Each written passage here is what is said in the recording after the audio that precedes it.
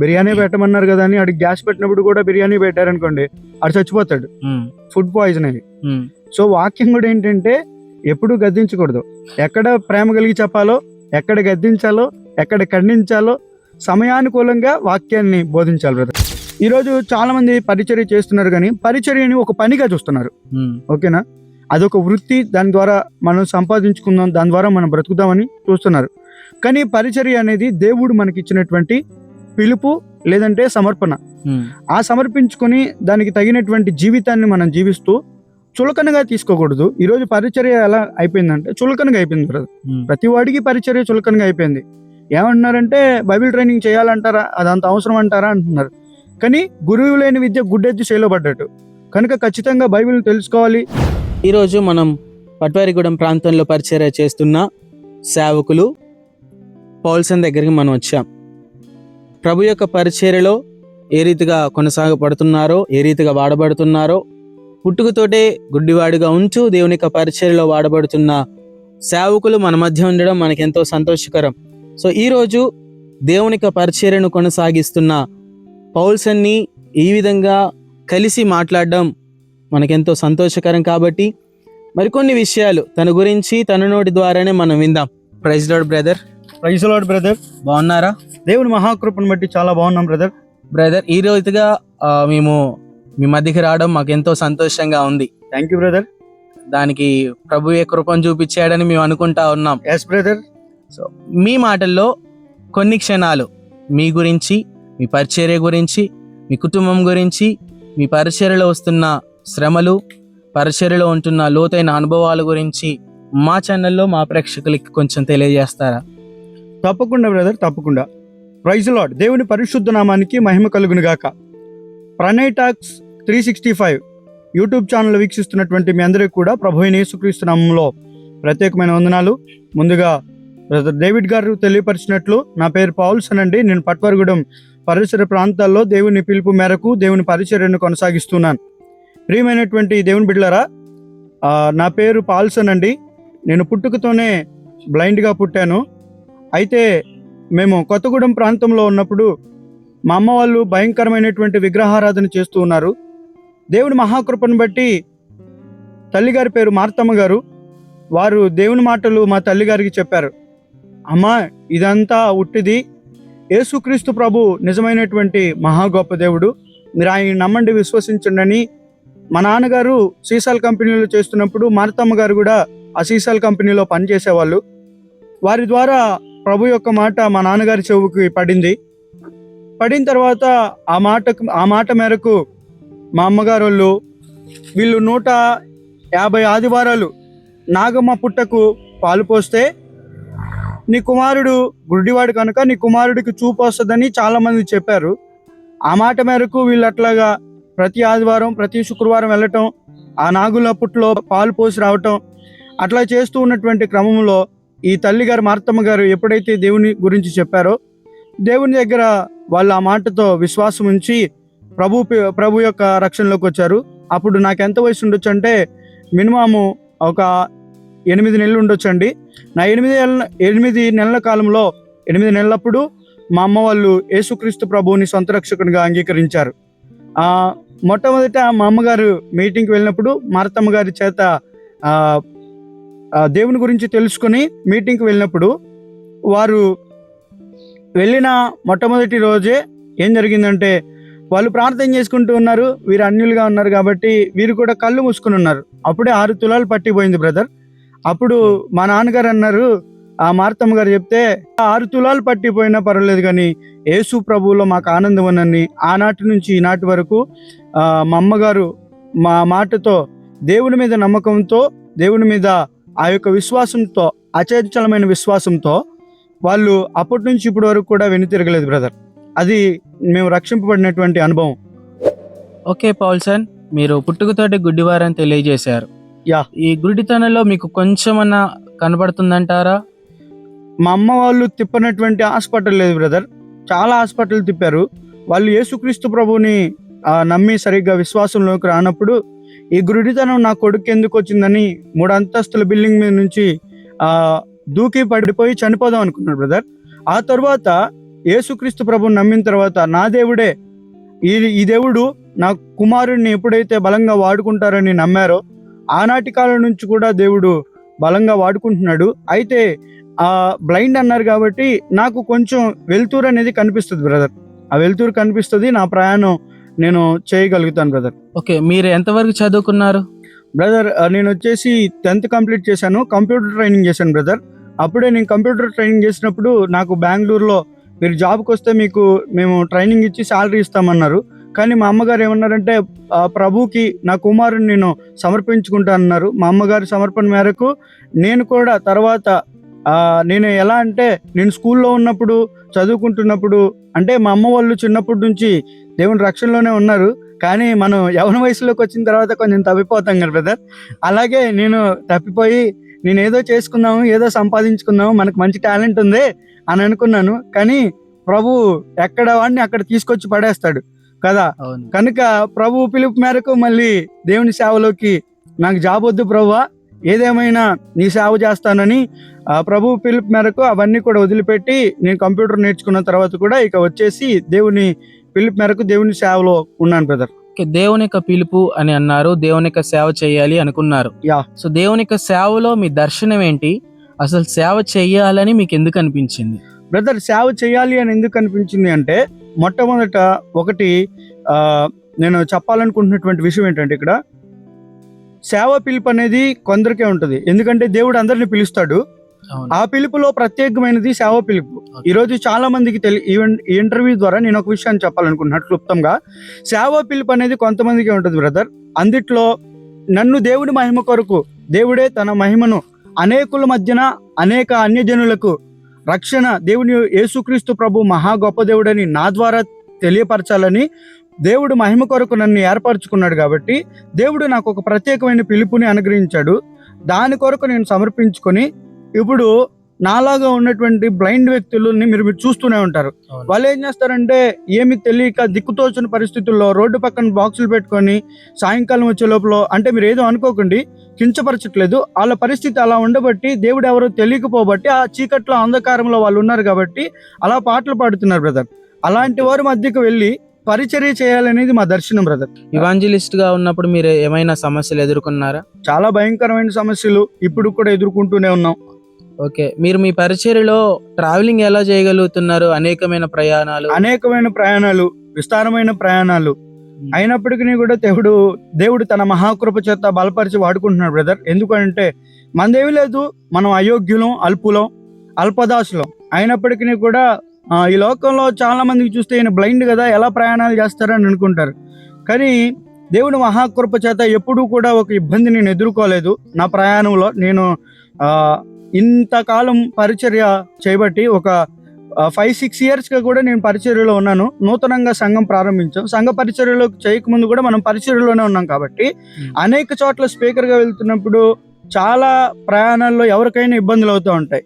కానీ అనేకమైనటువంటి ప్రయాణాలు ఉన్నప్పటికీ కూడా ఆ ప్రయాణాల్లో ఏ ఒక్కరి హెల్ప్ కూడా ఈరోజు బ్లైండ్ ఎటైనా వెళ్ళాలంటే ఖచ్చితంగా రోడ్డు క్రాస్ చేయాలన్నా ఎస్కార్ట్ అవసరమవుతుంది. కానీ అన్ని సమయాల్లో మనకి ఎస్కార్ట్ అనేది దొరకదు. ప్రభు మహాకృప ఏంటంటే ఏ ఎస్కార్ట్ వద్దు, దేవుడు అన్నాడు నేను నీకు తోడై ఉంటా, నువ్వు భయపడొద్దు, నువ్వు వెళ్ళే స్థలంలో నిన్ను బలంగా వాడుకుంటా అంటాడు. ఆ వాగ్దానం మేరకు ప్రభు పంపిస్తాడు. ఆయన చక్కగా వాడుకుంటూ ఉన్నాడు బ్రదర్. ఓకే బ్రదర్, చాలా చక్కని విషయాలు చెప్పారు. ఓకే, సో మేము చూస్తూ బైబిల్ చదవడమే చాలా కష్టం మాకు.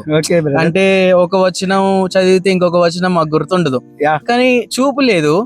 మరి బైబిల్ ఎలా చదవగలుగుతున్నారు, ఎలా వాక్యం చెప్పగలుగుతున్నారు, ఎలా అన్ని వచనాలు, అన్ని అధ్యాయాలు, అన్ని పుస్తకాలు ఎలా గుర్తుంచుకోగలుగుతున్నారు మీరు? బ్రదర్ మనంటూ ఏం లేదు. ఫస్ట్ ఆఫ్ ఆల్ కేవలం దేవుని నామానికి మాత్రమే మహిమ కలుగును గాక. ఇక్కడ చూసినట్లయితే మాకు చదవటానికి బ్రైలీ లిపిలో బైబిల్ ఉంటుంది బ్రదర్. అంటే మీకు ఆదికాండం నుంచి ప్రకటన గ్రంథం వరకు మీకు ఇదంతా ఒక బైబిల్ అయితే మాకు ఒక ఆదికాండమే ఒక పుస్తకంగా ఉంటది. మళ్ళీ నిర్గమకాండానికి ఒక పుస్తకం. అంటే మేము ఇట్లా తడుముతూ చదువుతాం అనమాట. యాక్చువల్లీ అలాంటి బైబిల్స్ నా దగ్గర ఉన్నాయి, అలా చదువుతాను. ఎక్కువ నేను ఎలా ప్రిపేర్ అవుతా అంటే నాకు ల్యాప్టాప్ ఉంది, ఫోన్ ఉంది బ్రదర్. నా ల్యాప్టాప్ ద్వారా, ఫోన్ ద్వారా నేను బైబిల్స్, డిక్షనరీస్ అన్ని చూసుకొని వాక్యాన్ని ప్రిపేర్ అవుతాను బ్రదర్. ఓకే, దేవుడు చాలా మంచి కృపనిచ్చాడు పౌల్సన్ మీకు Okay. దేవుని యొక్క పనిలో వాడబడ్డానికి. ఇంకొన్ని విషయాలు ఆసక్తికరంగా నేర్చుకుందాం ఇంకా పవన్ దగ్గర. ఇప్పుడు మీకు పాటలు గాని, Yeah. కీబోర్డ్ గాని ఇలా Yeah. ఇన్స్ట్రుమెంట్స్ ఏమన్నా వచ్చా? బ్రదర్ నాకు చిన్నప్పటి నుంచి మ్యూజిక్ అంటే చాలా ఇంట్రెస్ట్. ఓకే. నేను చాలా చోట్లకి కూడా మెసెంజర్ గా వెళ్తా ఉంటాను, వర్షిప్ లీడర్ గా వెళ్తాను, కీబోర్డ్ ప్లేయర్ గా వెళ్తాను. యూట్యూబ్ ఛానల్ ద్వారా మీకు ఎవరికైనా కావాలంటే కూడా నన్ను ఆహ్వానించవచ్చు. ఓకే. ప్రభు పనిలో మనం అంతా కలిసి ప్రభు పని చేద్దాం. అయితే నేను కీబోర్డ్ చిన్నప్పటి నుంచి నేర్చుకున్నాను బ్రదర్. నేను కీబోర్డ్స్ ప్లే చేస్తాను, ప్యాడ్స్ ప్లే చేస్తాను, కాంగో ప్లే చేస్తాను. దేవుని మహాకృపను బట్టి నాకు కీబోర్డ్ అవన్నీ ఉన్నాయి.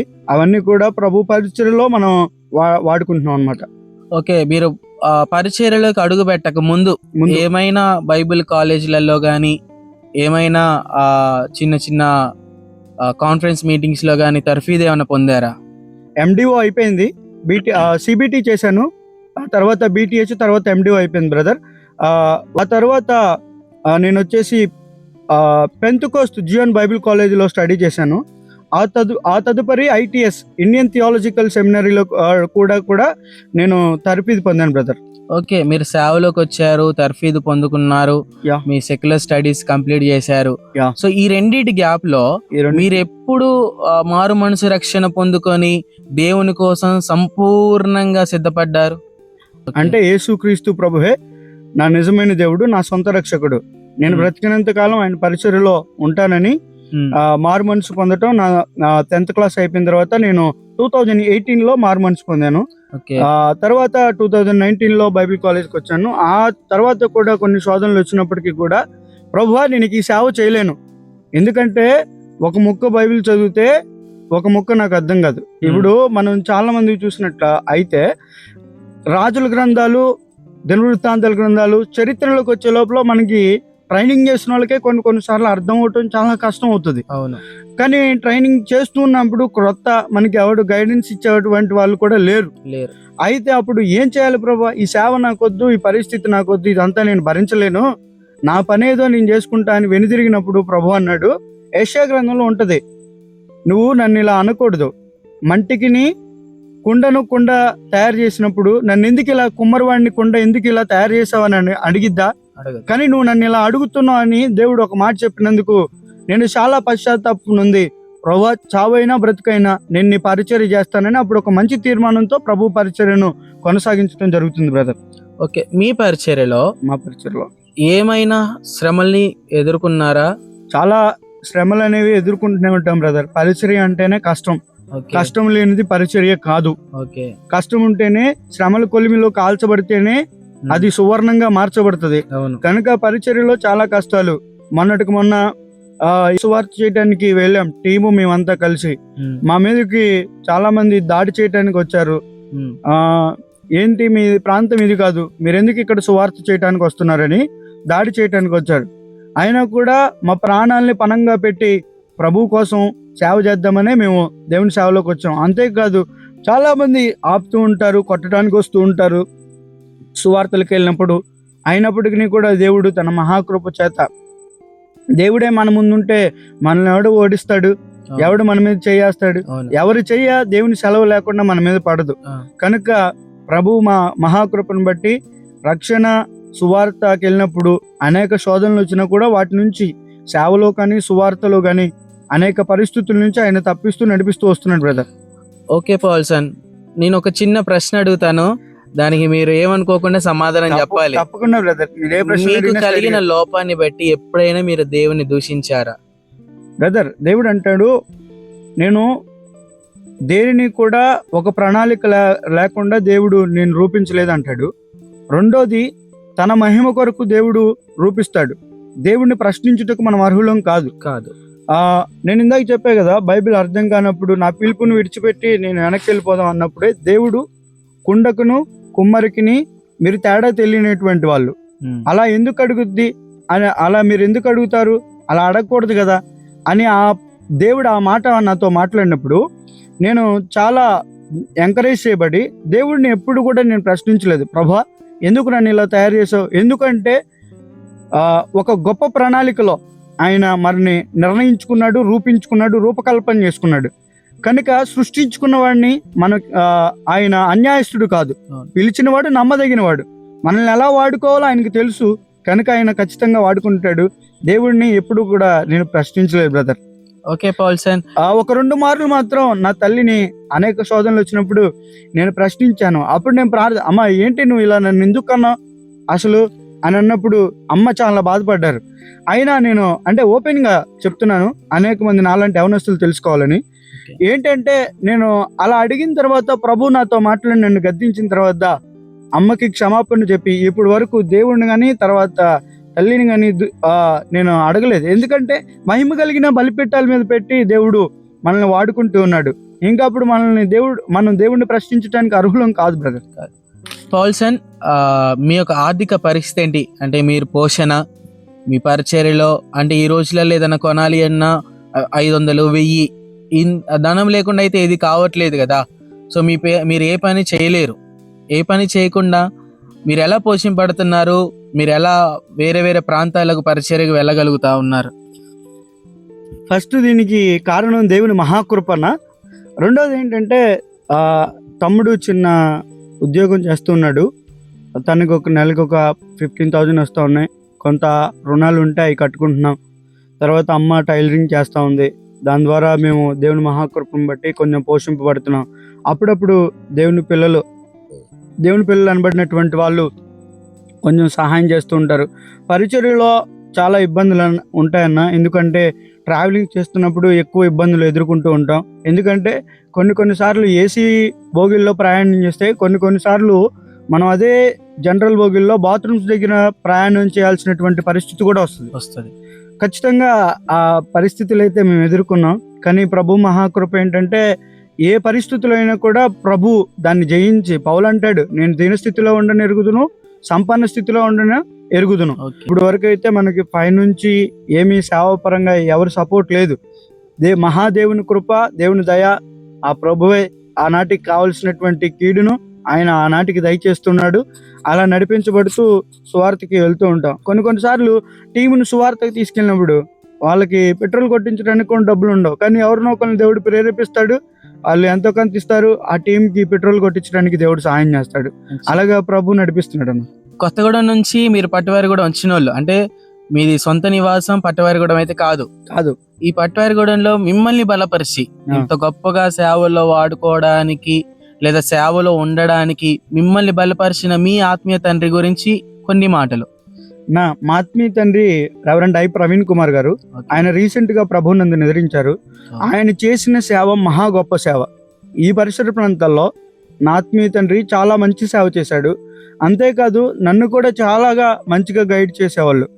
ఎలా అంటే ఇప్పుడు మనం సాదాసీదాగా మన యవనస్తులం ఒక సేవకుల మీటింగ్కి వెళ్తే మనకి కాస్తంత ఎదురుకు పిలిచి కూర్చోబెట్టకపోతే మనుషులం కాబట్టి మనకు ఒక ఫీలింగ్ అనేది వస్తుంది. ఆయన మాకు నేర్పించినటువంటి మాదిరి ఏంటంటే, నానా మనం ఎక్కడున్నా సేవకులమే, దేవుని పిలుపు మేరకు దేవుని పరిచర్య జరిగించడానికి వచ్చాం. కాబట్టి ఆయనలో మేము చూసింది లేదా ఆయన దగ్గర మేము నేర్చుకున్నది ఏంటంటే అన్న, ఎక్కడున్నా లోబడేవాడు, ఆ లోబడటం మాకు నేర్పించాడు.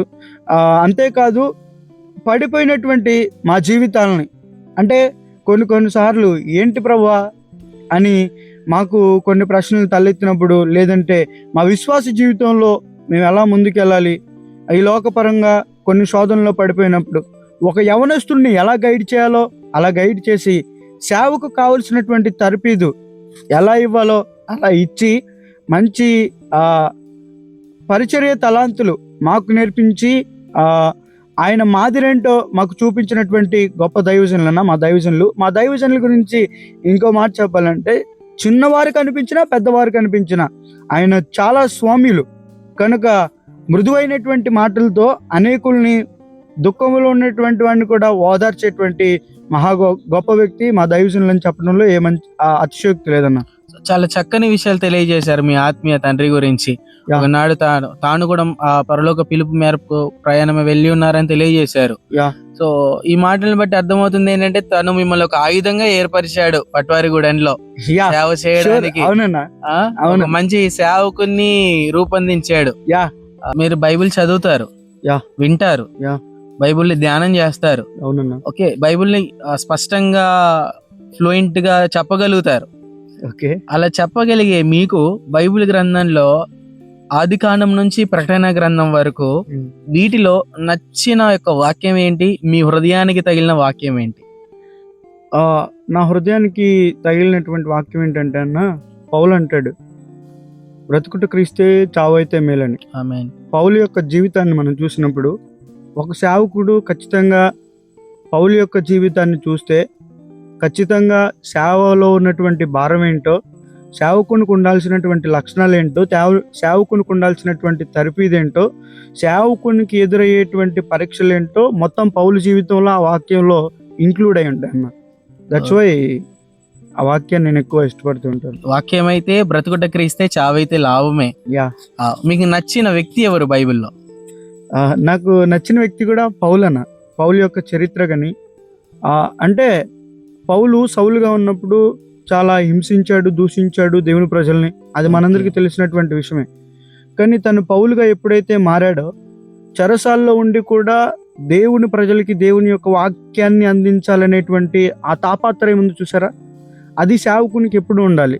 అందుకనే నాకు పౌలు అంటే చాలా ఇష్టం. ఓకే, పౌలు లాగా ఏ రకంగా అయితే తాపత్రయం పడుతున్నారో ఆశ మీలో ఉందని నేను గ్రహిస్తా ఉన్నాను ఈ రోజు. Thank you. అంతా దేవుని మహాకృప. మీరు చాలా చక్కగా మాట్లాడుతున్నారు పవన్. వాక్యం బోధించేటప్పుడు మీ మాట విధానం కూడా బాగుండేటట్టు కనపడతా ఉంది. సో మీ వాక్యాన్ని ఎలా బోధిస్తారు? ఖండిస్తారా, ఉపదేశిస్తారా, గద్దిస్తారా? ఎలా బోధిస్తారు వాక్యాన్ని? వాక్యం అనేది రెండంచుల ఖడ్గం బ్రదర్. ఓకే. ఆ వాక్యాన్ని ఒక సమయంలో మనం దాన్ని గద్దించాలి. ఇప్పుడు ఎప్పుడు బిర్యానీ పెట్టమన్నారు కదా అని ఆడికి గ్యాస్ పెట్టినప్పుడు కూడా బిర్యానీ పెట్టారనుకోండి, ఆడు చచ్చిపోతాడు, ఫుడ్ పాయిజన్ అయ్యి. సో వాక్యం కూడా ఏంటంటే ఎప్పుడు గద్దించకూడదు. ఎక్కడ ప్రేమ కలిగి చెప్పాలో, ఎక్కడ గద్దించాలో, ఎక్కడ ఖండించాలో సమయానుకూలంగా వాక్యాన్ని బోధించాలి బ్రదర్. ఓకే, నాకు వచ్చిన ప్రశ్న వచ్చింది పౌల్స్ అని ఇందులో వాక్యాన్ని బోధించడం అన్న దాంట్లో. సో ఇప్పుడు కళ్ళున్న మేమేమో ఏం చేస్తామంటే అక్కడ ఉన్న వాళ్ళని బట్టి వాళ్ళు చూస్తున్నారా, వింటున్నారా, కదులుతున్నారా, మెదులుతున్నారా అన్న అలా వాళ్ళని గ్రహించుకుంటా వాళ్ళ వైపు చూసుకుంటా వాక్యాన్ని బోధిస్తాము. సో మీరు చూడలేరు కదా. సో అక్కడ ఉన్న వాళ్ళు ఏం చేస్తున్నారో మీకు తెలియదు. తెలియకపోయినా మీరు ఎలా వారికి బోధన చేయగలుగుతా ఉన్నారు? తెలియకపోయినా అని అంటే ఆ సమయంలో దేవుని పనిలో మనం నిలబడతాం కాబట్టి బ్రదర్, ఎవరు ఏం చేసినా ఖచ్చితంగా దేవుడు మనల్ని తెలియపరుస్తాడు. ఓకే. విత్తనం వేయటం మన బాధ్యత, దాన్ని వృద్ధి చేయటం దేవుని యొక్క బాధ్యత. కనుక వాళ్ళు వింటారు వినరు అనేది ప్రక్కన పెడితే మనం చెప్పాలి. వాళ్ళు విన్నవాడు ఏం చేస్తాడు, దాన్ని చక్కగా వాడి జీవితంలోకి తెచ్చుకుంటాడు, అనుభవించుకుంటాడు, వాడి జీవితంలోకి ఆశీర్వాదం వస్తుంది. మనం కూడా తెలుస్తుంది కదా, కొన్నిసార్లు వెళ్ళిపోయినప్పుడు కొన్నిసార్లు తెలుస్తుంది, నాన్న అట్లా కాదు ఇలా అని చెప్పి వాళ్ళని ప్రేమ కలిగి సత్యం చెప్పాలి కాబట్టి ప్రేమతో చెప్తాం.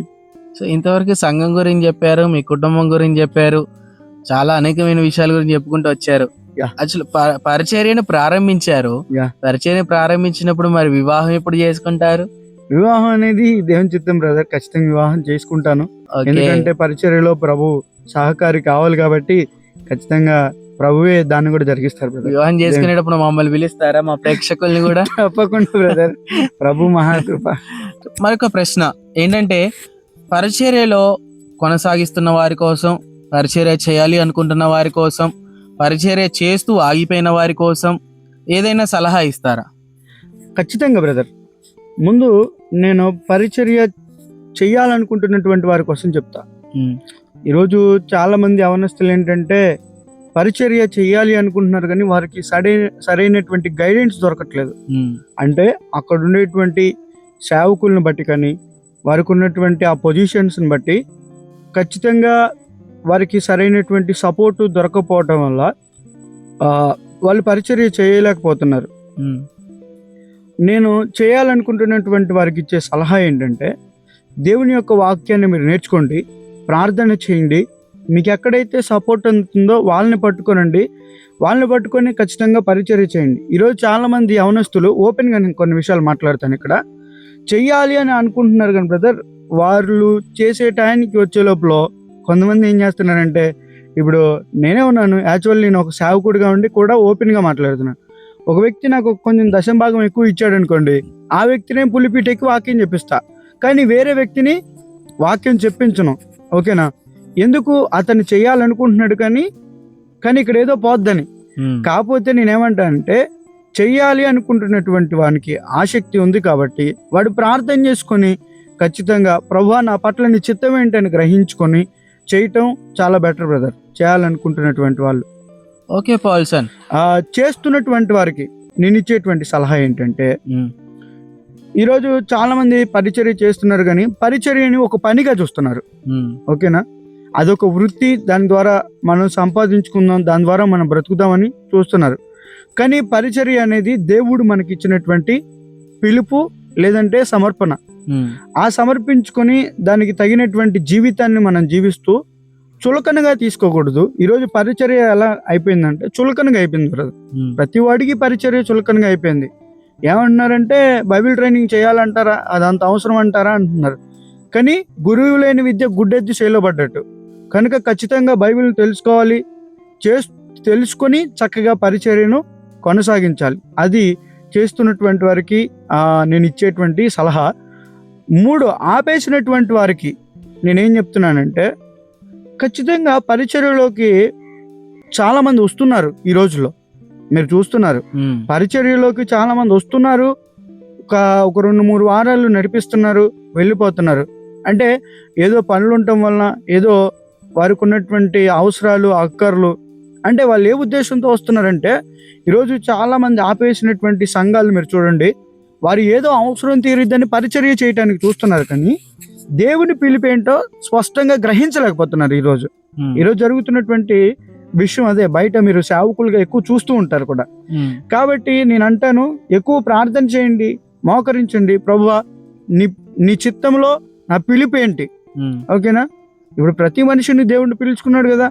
అందుకని ఆయన అంటాడు, కొందరిని అపోస్తులు గాను, కొందరిని సువార్థికులు గాను, కొందరిని కాపరులు గాను, బోధకులు గాను నియమించాడు అంటాడు. కాబట్టి నా పిలిపేంటి, నేను దానికి ఎలా సమర్పించుకోవాలి అని ప్రార్థన చేసిన తర్వాత చెయ్యాలనుకుంటున్న వారు కానీ, చేస్తున్నటువంటి వారు కానీ పరిచర్యలోకి రావటం మంచిది. ఆపేసినటువంటి వాడు అంటే బ్రదర్, వాడికి సరైన పిలుపు లేదని అర్థం బ్రదర్. నాలాంటి అందులకి నేను సువార్త ప్రకటించాలి. నశించిపోతున్నటువంటి ఆత్మల పట్ల నేను భారం కలిగి దేవుని మహిమను, ఇదిగో ఏ స్థితిలో పడిపోవాల్సినటువంటి నన్ను దేవుడు నిలబెట్టుకున్నాడని నా సాక్ష్యాన్ని అనేకులకు ప్రచురణ చేస్తూ దేవుని యొక్క రాజ్యాన్ని కట్టడం నా పిలుపు బ్రదర్. ఏమో కలుగుతున్న శ్రమల్ని బట్టి, నిందల్ని బట్టి, అవమానాలను బట్టి, వస్తున్న ఆటుపోట్లను బట్టి ఏమైనా ఇతర సేవకుల వల్లే మీరును మీ పరిచర్యను మధ్యలో ఆపివేసే ఆలోచన, ఉద్దేశం ఉందంటారా? అసలు ఏం లేదు బ్రదర్. ప్రాణాలైనా పనంగా పెడతాం కానీ పరిచర్యను అయితే ఆపేది లేదు. చాలా చక్కని విషయాలు తెలియజేస్తా ఉన్నారు. మీరు అలా చెప్తుంటే మాకే చాలా బలంగా అనిపిస్తా ఉంది. ఎందుకంటే చూపు లేకపోయినా కానీ ప్రభు పరిచయలో వాడబడుతూ అనేక మందిని బలపరుస్తున్నారు. ఇన్ని గొప్ప లక్షణాలు కలిగిన వ్యక్తిని పరిచయం చేసుకోవడం, మాట్లాడడం, తన గురించి తెలుసుకోవడం అనేది చాలా సంతోషకరమైన విషయం. ఇది చూస్తున్న వాళ్ళందరూ కూడా చాలా సంతోషపడుతూ ఉంటారు. మీ పనులు మీరు ఎలా చేసుకోగలుగుతున్నారు? నా పనులు చేసుకునేటువంటి కృప దేవుడు నాకు ఇచ్చాడు బ్రదర్. ఖచ్చితంగా రోజు డైలీ నా పనులు, ఎవరి సపోర్ట్ లేకుండా నేను నా పనులు చేసుకుంటాను. బయటికి వెళ్ళాలన్నప్పుడు మాత్రం తమ్ముడు మనకి ఫుల్ సపోర్ట్, వెన్నెముక అన్నమాట. ఓకేనా? పౌలుకి తిమోతి ఎలా వెన్నెముకో అలాగా తమ్ముడుగా మాత్రం మనకు అలా పరిచర్యలో కానీ ప్రతి విషయంలో కూడా. రేపు సువార్తకి వెళ్ళాలి అంటే సెలవు పెట్టమంటే కూడా సెలవు పెట్టేస్తాడు. అంత సపోర్ట్ మనకి తమ్ముడి దగ్గర నుంచి ఉంది. అమ్మ కూడా మనకి బాగా సహకరిస్తారు. ఏదేమైనా నువ్వు నలుగురిలో నీట్గా ఉండాలన్నా, నా డ్రెస్ మెయింటెనెన్స్ దగ్గర నుంచి కూడా ప్రతిదీ కూడా అమ్మ మంచిగా సపోర్ట్ చేస్తారు. అది ఏమున్నా ఏమి లేకున్నా సేవకుడివి నువ్వు ప్రతి ఒక్కరిలో ఒక ప్రత్యేకమైన వ్యక్తిగా కనిపించాలని తల్లిగా తన బాధ్యతను తన శక్తికి మించి నెరవేరుస్తారు మా తల్లి అని చెప్పడంలో ఏమాత్రం అతిశయోక్తి లేదు బ్రదర్. మీ అలవాట్లు ఏంటి? నా అలవాట్లు వచ్చేసి డైలీ లేవటం, ప్రార్థన చేసుకుంటాం, ఆ తదుపరి ఏదైనా మీటింగ్స్ ఉంటే చూసుకుంటాం, లేదంటే మామూలుగా బైబిల్ చదువుకుంటాం, అట్లా చేస్తాం డైలీ రొటీన్. ఒకవేళ మీరు నూతనంగా సంఘం ప్రారంభించారని తెలియజేశారు, దేవుని యొక్క కృప, ఆయన మహాకృప మీ అందుండి మీ సంఘం తప్పకుండా విస్తరించి ఉంటుంది బ్రదర్, దేవుని మహాకృప. ఓకే, ఆయన యొక్క మహాకృప మీకు తోడుగా నుండి ఒకవేళ మీ సంఘం వృద్ధి చెందితే, అభివృద్ధిలోనికి వస్తే ఫ్యూచర్ మీ గోల్స్ ఏంటి? ఫ్యూచర్ నా గోల్స్ వచ్చేసి అయితే బ్రదర్, ఈ రోజుల్లో చాలా మంది తల్లిదండ్రులకి కృతజ్ఞత లేని వాళ్ళుగా ఉంటుంది బ్రదర్. సో మనం ఎన్ని చేసినా ఏది చేసినా అంతా కూడా నిష్ప్రయోజనం అయిపోతుంది. కానీ ఎవరైతే ఇప్పుడు చాలా మంది మనం చూసినట్లయితే, నేనే నా ప్రయాణంలో వెళ్తూ ఉన్నప్పుడు అర్ధరాత్రి దుప్పట్లు లేక కూడా చాలా మంది రోడ్డు మీద, ఫుట్పాత్ల మీద పడుకున్నటువంటి వాళ్ళు ఉన్నారు. ఆ సమయంలో నేనే ఒక 2-3 ఒక 2-3 టైమ్స్ 4 టైమ్స్ పరిచర్యలో ఇలాంటి అనుభవాలు కూడా ఉన్నాయి. వారికి దేవుని మహాకృపను బట్టి మనం దుప్పట్లు తీసేయటం, లేదంటే కొంతమందికి మన దగ్గర ఉన్నటువంటి డబ్బులతోనే మనం కొంచెం ఖర్చులు ఆపుకొని వారికి ఒక పూట ఒక 2-3 అట్లా అన్నం పెట్టించటం, అలా నేను చేశాను కొన్నిసార్లు. సో నా ఫ్యూచర్ హాబీ ఏంటంటే, మనం ఒకవేళ కాస్తంత మంచి స్థాయిలోకి వెళ్తే ఒక 10 మంది, మనకి ఎక్కువ మంది మనం చేయలేము, ఒక 10 మంది ముసలోళ్ళైనా మన దగ్గర పెట్టుకొని వారికి మనం తినేటువంటి అన్నమే వారికి కూడా పెట్టి పోషించాలనేది నా యొక్క ఫ్యూచర్లో ఉన్నటువంటి నాకు ఉన్నటువంటి గోల్ బ్రదర్. ఓకే, ఇందాక మీరు ఒక మాట అన్నారు ఇంటర్వ్యూ మధ్యలో, చాలా మంది సేవ అనేది వృత్తి అనుకుంటున్నారు, అది కాదు అంటున్నారు. సో మీ దృష్టిలో సేవ అనేది వృత్తి అంటారా, బాధ్యత అంటారా, దేవుని యొక్క వరం అంటారా? బ్రదర్, సేవ అనేది వృత్తి కాదు, భారం కలిగినోడికి బాధ్యత ఉంటుంది. ఆ వరాన్ని దేవుడు ఇస్తాడు, మీకు అర్థం ఉందా? ఆమేన్. కనుక దేవుడిచ్చినటువంటి వరంతో భారం కలిగి బాధ్యత కలిగి పరిచర్య చేయటం మనకిచ్చినటువంటి దర్శనం మేరకు మనం ముందు కొనసాగటం, అది దేవుడు మనకిచ్చినటువంటి గొప్ప గిఫ్ట్గా భావించాలి. అంతేకాని ప్రభువా అది అలా కాదు, ఇది ఇలా కాదు, నా స్వచిత్తాన్ని జరిగిస్తా అంటే మాత్రం కష్టం. చాలా చక్కని విషయాలు తెలియజేస్తా ఉన్నారు. సో చూశారుగా, ఇంతవరకు పౌల్సన్ చెప్పిన మాటలు మీరు విన్నారు. తన యొక్క లోపాన్ని బట్టి దేవుణ్ణి దూషించకుండా, తనకున్న లోపాన్ని బట్టి దేవుని యొక్క సన్నిధిలో వెనకడుగు వేయకుండా, అనేకంగా బలంగా అనేక మంది ముందు నిలబడుతూ అనేక మందిని బలపరుస్తున్న పౌల్సన్ చాలా చక్కని విషయాలు తెలియజేశాడు. తన యొక్క జీవితం మనకొక ఆదర్శం. ఎందుకంటే ఈ రోజులలో చెవులు, కళ్ళు, ముక్కు, నోరు అన్నీ ఉన్న వాళ్ళు పరిచయం చేయడానికి చాలా ఇబ్బంది పడుతున్న ఈ రోజులలో అసలు ఈ లోకాన్నే చూడలేని ఒక వ్యక్తి దేవుని యొక్క వెలుగును, దేవుని యొక్క మహిమను అనేకులకు కనపడేటట్టుగా చేస్తున్నాడు అంటే దేవుడు తనకిచ్చిన మహాకృప అని నేను ఈరోజు భావిస్తా ఉన్నాను. ఈ ఇంటర్వ్యూ ఎందుకంటే, ఇలాంటి ఒక వ్యక్తి ద్వారా దేవుడు తన పనిని జరిగిస్తున్నాడు అంటే అన్నీ ఉన్న మన ద్వారా దేవుడు ఇంకా బలంగా వాడుకుంటాడు. కాబట్టి ఎవరు వెనకడుగు వేయకుండా మన మధ్య ఉన్న ఈ తమ్ముని బట్టి, పౌల్సన్ని బట్టి ఒక ఇన్స్పిరేషన్గా తీసుకొని మన పరిచర్యలో ముందుకు వెళదాం. అదే రీతిగా తమ్ముడు కీబోర్డ్ వాయిస్తాడని తెలియజేశారు. ఎవరికైతే ప్రోగ్రామ్స్ పెట్టుకుంటారు, మీటింగ్స్ ఉంటాయి, సెమీ క్రిస్మస్ అన్నీ ఉంటాయి, ప్రోగ్రామ్ లేకుండా అయితే ఉండదు. సో ఎవరైతే మీ ప్రోగ్రాంలో కీబోర్డ్ వాయించాలని, తమ్ముని పిలవాలి, ఆహ్వానించాలని ఎవరైతే అనుకుంటున్నారో ఖచ్చితంగా మాకు కామెంట్ చేయండి. తమ్ముడి యొక్క నెంబర్ని మీకు పంపిస్తాం. ఖచ్చితంగా తమ్ముడు మీ మధ్యకు వస్తాడు, ప్రభు యొక్క పరిచర్యలో మీతో కలిసి పనిచేస్తాడు. థ్యాంక్ యూ సో మచ్ తమ్ముడు, చాలా చక్కని విషయాలు తెలియజేశారు. Thank you brother, God bless you. Thank you. మీ యొక్క మాటలు మా ప్రేక్షకులకు చాలా ఆదర్శకరం. ఎందుకంటే చాలా మంది చూస్తూ ఉంటారు ఈ ఛానల్లో చూస్తున్న వారిది ఒకటే ఒక ఆలోచన, మీ ద్వారా అనేకులు సేవలోకి రావాలి. Amen. Thank you so much. Thank you brother, మంచి అవకాశాన్ని మాకు ఇచ్చారు, మీ విలువైన సమయాన్ని మాకు ఇచ్చారు. Thank you so much. Thank you. God bless you all. దేవుడు మిమ్మల్ని అందరినీ దీవించును గాక. ఆమేన్. మంచిదండి. ఇంతవరకు ఈ యొక్క ఇంటర్వ్యూను చూసిన మీ అందరికీ కూడా హృదయపూర్వక వందనాలు తెలియజేసుకుంటా ఉన్నాను. ఇటువంటి యొక్క స్ఫూర్తికరమైన, ఆసక్తికరమైన విషయాలు ఇంకనూ మీరు తెలుసుకోవాలి అనుకుంటే ప్రణయ్ టాక్స్ 365 days అనే ఛానల్ని సబ్స్క్రైబ్ చేసుకోండి. ఖచ్చితంగా ఇలాంటి అప్డేట్స్, ఇలాంటి యొక్క సేవకుల్ని, కొత్త వాళ్ళని పరిచయం చేస్తాం, వారికి ఉన్న అనుభవాలను మీ మధ్యకి తీసుకుని వస్తాం. దేవుడు మిమ్మల్ని, మీ కుటుంబాలను దీవించి ఆశీర్వదించును గాక.